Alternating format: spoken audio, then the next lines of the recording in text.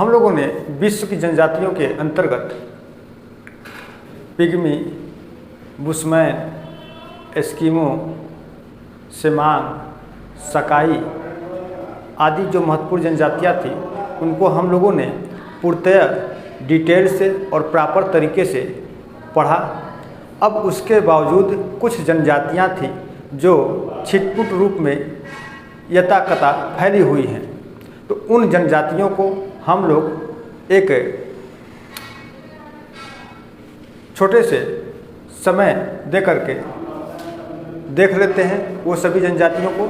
यहाँ पे जनजातियों के बारे में जनजातियों का नाम लिख दिया गया है। अब ये जनजाति कहाँ कहाँ पाई जाती है इनके बारे में हम लोग जान लेते हैं। तो एक तरीके से विश्व की लगभग जितनी भी जनजातियाँ हैं लगभग सभी जनजातियाँ हम लोग कवर कर लेंगे। फिर उसके बाद हम लोग भारत की जनजाति के बारे में पढ़ेंगे। तो देखिए सबसे पहले यहाँ पर एबोर्जिन्स, तो जो ये एबोर्जिन्स जनजाति है, एबोर्जिन्स जो जनजाति है और ये माओरी जनजाति, तो ये न्यूजीलैंड की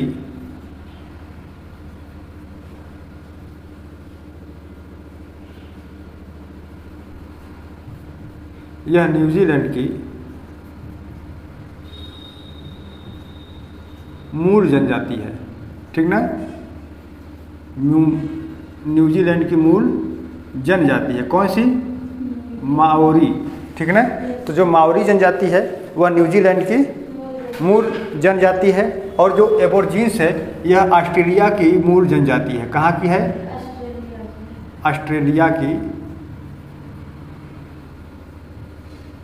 मूल जनजाति है।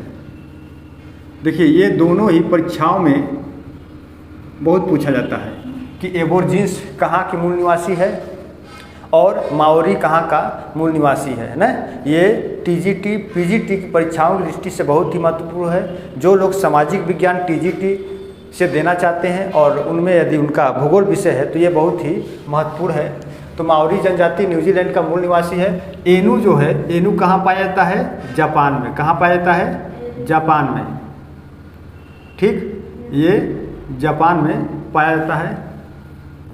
और वेद्दा कहाँ पाया जाता है? तो वेद्दा श्रीलंका में पाया जाता है। कहाँ पाया जाता है? श्रीलंका में। और ये जो मुलाटो है, मुलाटो कहाँ पाया जाता है? ब्राज़ील में। कहाँ? ब्राज़ील में। और ये जो बिंदबू और बर्बर है तो बर्बर उत्तरी अफ्रीका के तट पर और बिंदबू पश्चिमी ऑस्ट्रेलिया में, ठीक ना। ये कहाँ पाए जाएंगे? पश्चिमी ऑस्ट्रेलिया में पाए जाएंगे, पश्चिमी ऑस्ट्रेलिया में। और जो बर्बर है ये उत्तरी अफ्रीका के तट पर, ठीक है। कहाँ पाए जाएंगे? उत्तरी अफ्रीका के तट पर पाए जाएंगे।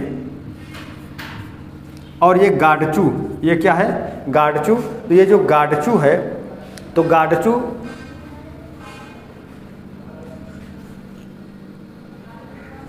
ठीक ना, उरुग्वे या उरुवे यहाँ पाए जाते हैं। रेड इंडियन उत्तरी अमेरिका के मूल निवासी हैं, ठीक ना।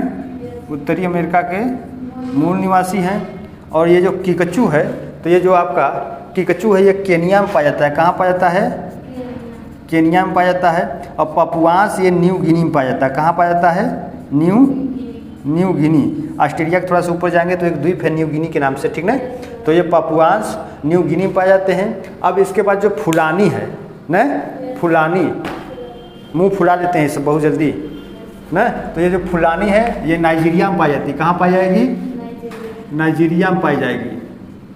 नाइजीरिया या नाइजेरिया जो भी कह लीजिए, या नाइजेरिया कह लीजिए, नाइजेरिया भी कह सकते हैं, ठीक है। नाइजीरिया में पाई जाती है। और ये जो भल्ला है एक प्रकार की कृषक जनजाति है ना। भल्ला क्या है? कृषक जनजाति है। और ये मिस्र में पाई जाती है। कहाँ पाई जाती है? मिस्र में। तो ये कृषक जनजाति है और ये मिस्र में पाई जाती है, ठीक ना। अफरीदी का नाम सुना होगा कभी? शाहिद अफरीदी का नाम सुना? एक क्रिकेटर है पाकिस्तान का, शाहिद अफरीदी, नहीं नाम सुने? तो शाहिद अफरीदी क्रिकेटर है, वह बहुत खतरनाक जो है कि ये क्या बोलते हैं कि एक तरीके से बल्लेबाज भी था और बॉलर भी था ना।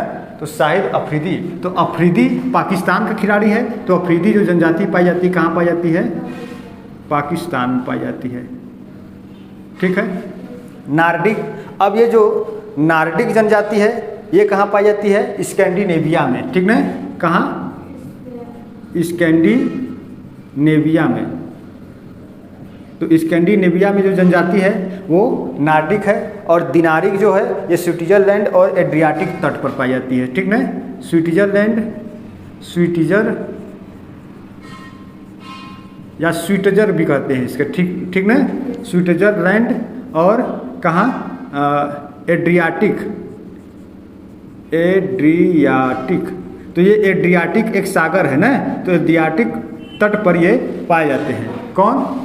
दिनारिक, इसको डिनारिक कहिए या दिनारिक कहिए। अब उसके बाद है ओरान। तो ये जो ओरान जनजाति है ये कहाँ पाई जाती है? तो यह ओरान जनजाति नॉर्वे में पाई जाती है। कहाँ पाई जाती है? नॉर्वे में। एक देखिए और जनजाति है जो कृषक समाज से संबंधित है, उसका नाम है बंटू। क्या नाम है? बंटू। तो ये बंटू भी क्या है? यह कृषक जनजाति है। कौन सी जनजाति है? हाँ, कृषक जनजाति है।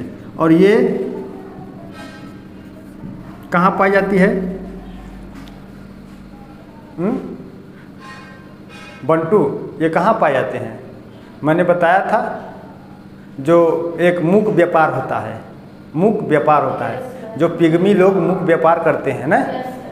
तो ये बंटू कृषक के पास अपना मांस का टुकड़ा ले जाकर के उनके घर के सामने एक निश्चित स्थान पर रात में रख देते हैं और फिर वो कृषक समाज क्या करते हैं, उसको अगले रात में कोई केला, फल, फूल, अनाज वहाँ पे रख देते हैं। तो बंटू कृषक समाज और पिग्मी के बीच क्या होता है? एक व्यापार होता रहता है, उसको हम मूक व्यापार या साइलेंट ट्रेड या मौन व्यापार के नाम से जानते हैं। तो ये जो बंटू कृषक जनजाति है ये जहाँ पे पिग्मी का निवास स्थान है उसी का आसपास है, यानी कह सकते हैं कांगो वाला बेसिन, ठीक ना। Congo basin. तो कांगो बेसिन में यह बंटू जनजाति पाई जाती है। यह भी एक कृषक समाज वाली जनजाति है।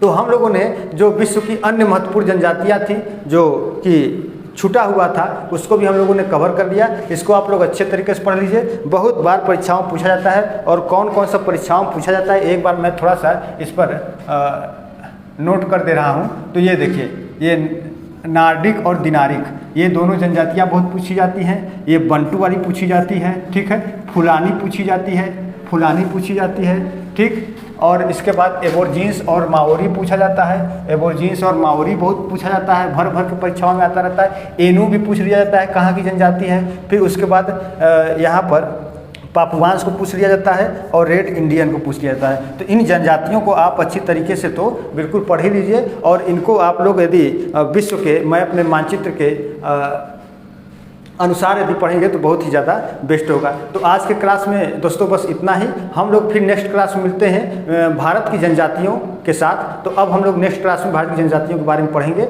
आज की क्लास में दोस्तों बस इतना ही। और जो लोग चैनल पर पहली बार आ रहे हैं वो लोग चैनल को जरूर सब्सक्राइब करें और वीडियो को लाइक और शेयर करें। बहुत बहुत धन्यवाद।